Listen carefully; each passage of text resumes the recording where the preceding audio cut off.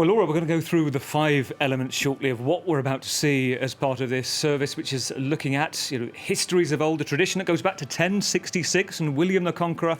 And I first want to get a sense of the atmosphere outside Buckingham Palace as the King's procession is waiting to depart, and speak to our correspondent Benedict Pavio, and also to Westminster Abbey and speak to our correspondent outside. Starting with that with you, Andrew Hilliar.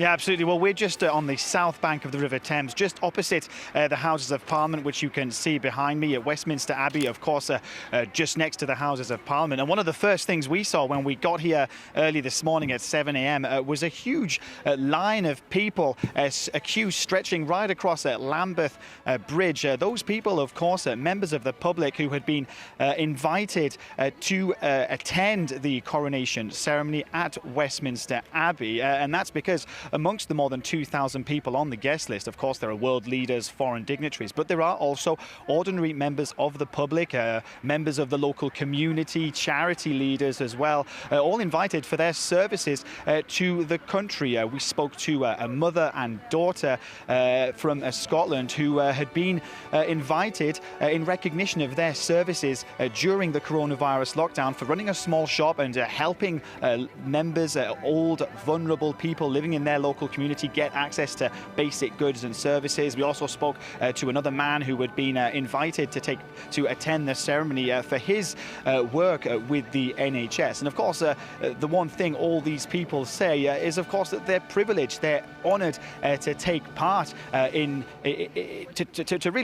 to witness what is a historic moment in British history, for what is for them a once-in-a-lifetime moment. And you can obviously understand why they'd say that, because today is a day of pomp and pageantry, and for them this is something that they'll never forget. Andrew, you're watching the events as people start to arrive at Westminster Abbey. For you, there's also this diplomatic sense of balancing as well, because the King is able to invite around 2,000 people, just over. It's much less, about a quarter the size of what Queen Elizabeth II had 70 years ago.